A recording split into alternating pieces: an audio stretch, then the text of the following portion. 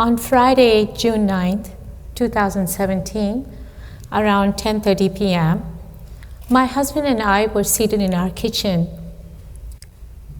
talking about the weekend and our plans for the weekend. As always, it translated into an argument about playing golf. My husband is not a professional golf player. Golf is his passion. So when we started talking, it was all about, it's just going to be tea time in the morning, I'll be home soon, so on and so forth. But before I move further, I want to tell you what my husband does. He's a brilliant head and neck and ENT surgeon. He was looking tired because he had spent the entire day seeing patients in his office, surgery at the hospital, and even attended the graduation of one of his fellows from Cornell University. So I suggested to him that maybe we should continue the conversation in the morning. Again, that of course translated it into his arguing that, no, let's make up the time now because he's going to miss early morning tea time. Regardless to say, after a little bit of conversing about that, he agreed and he said, okay, and he got up to leave the kitchen. Our kitchen is an L-shaped kitchen. When someone leaves the kitchen, they go out of sight. So he got up and he said, good night. And I said, wait, here's my laptop. Could you please plug it in the bedroom for me? He said yes, and he took the laptop and he exited. As he turned that corner, I heard the laptop fall from his hand. My first reaction, of course, was to yell out, oh my God, you broke my brand new laptop. I have to tell you, he's an amazing surgeon with golden hands, but at home he's a total klutz. And the broken china, missing glassware isn't a testament to that. So I got up and I decided to go follow him, retrieve my laptop, and kind of say some more things. But the sight that greeted me when I turned that corner is something that'll stay with me and with him forever.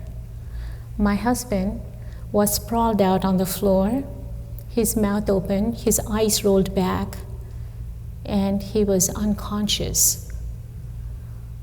My heart stopped. For a minute, I said, oh my God, what has happened? And I knelt down beside him, and I tried to see if there was a pulse. No pulse. And then I put my ear to his chest to see if I could find a heartbeat that way. No heartbeat. I even put my finger on his neck, the carotid artery, and no, there was no throbbing there. And I knew that he had had a cardiac arrest and he was dead. I grabbed my cell phone and I just dialed 911 and I said, please get here as soon as you can, and I gave them my address. And I knelt down beside him again.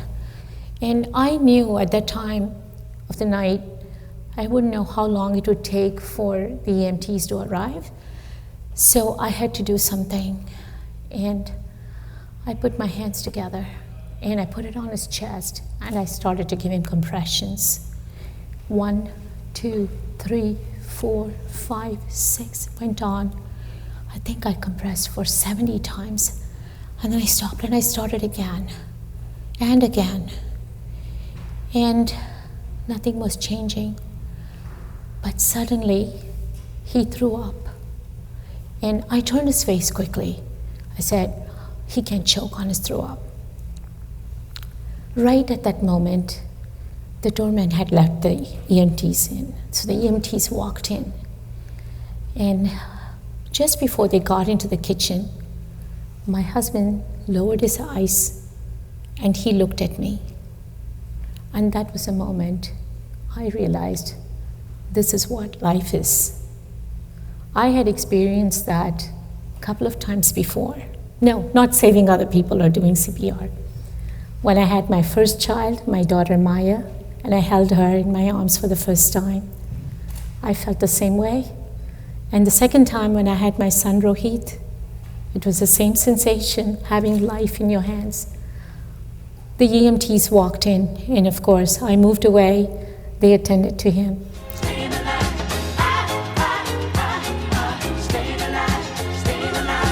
That's the theme to which I gave him the compressions.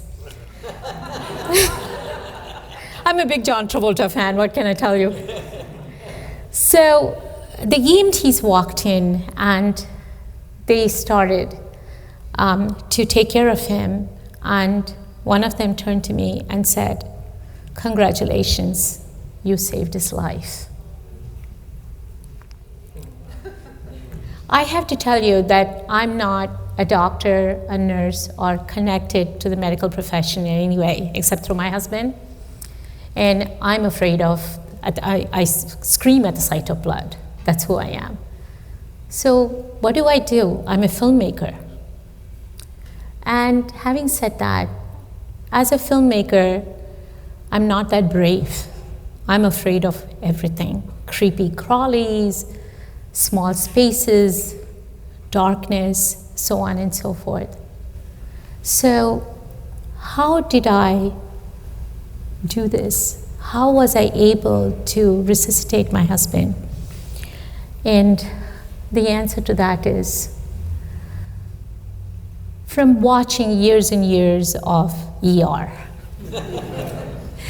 No, not really. It's, yes, ER, soap operas. My mom visited, she would be watching soap operas, and there's always a doctor resuscitating somebody. And all the other shows that are constantly showing you how to resuscitate, magazines, reading, so on and so forth. And I learned a lot from that, and I guess that was buried somewhere in my head. Since then, there has been a big change in me, and also in my husband. But before I move further, I'd like to introduce my husband to you, Dr. Vijay Anand.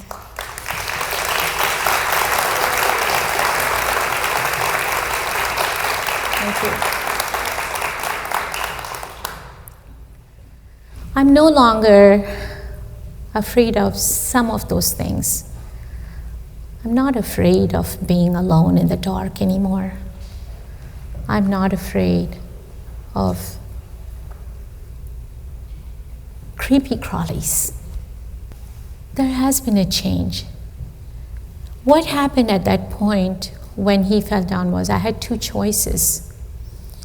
I could lean in and do something that I was terrified of doing, or I could have just not done anything because I was so scared.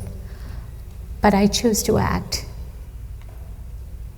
And the message from this to so many people here and the kids, I have to say that you always have two choices.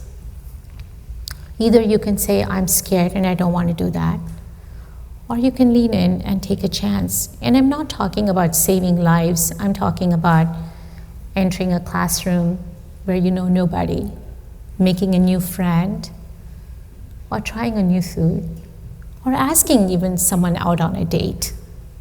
Try, because at least you would have had a shot at it.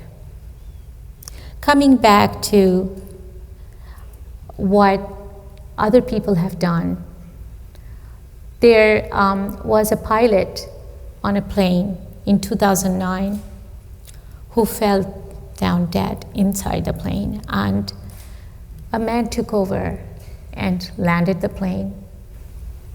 He had no knowledge of anything about an airplane, but he was successful because he was in communication with the ground control that kind of steered his way to the airport. His wife and children were on that flight. So we are capable of so many things that we are afraid to even talk about or say, I may try that. I may know more than I think I do. Another thing that happened when my husband woke up was that it was a sense of having done something that was very natural for me. And again, it was just something that I had stored in the back of my mind that I brought to the forefront because I needed to do that at that point. And that applies to all of us. There's so many times that we kind of say, oh, is it worth it? Am I going to do this right? Someone even said to me, what if this had happened on the street when you were walking down the street and somebody falls down in front of you, a stranger, would you have done this? And my answer, I hesitated for a second, but then I said, I would have. I would have.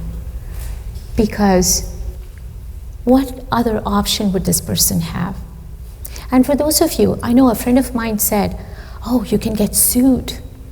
Now, there's a Good Samaritan law. I found that out later on. If you try to help a stranger and you tried your best, don't worry, you'll never get into trouble. I also want to tell you another quote, this time by the famous Thomas Alva Edison, who said, if we all did everything that we are capable of, we would astound ourselves. I do think about that. I did astound myself. Being the youngest of 5 children, I was never a leader. But now I'm talking, I'm in front of you. I have astounded myself doing that. Finally, I want to leave you. Christopher Robin is leaving Winnie the Pooh, and Winnie the Pooh refuses to accept that. So he says, Winnie, you are bolder than you believe, you're smarter than you think, and you're stronger than you seem. Thank you.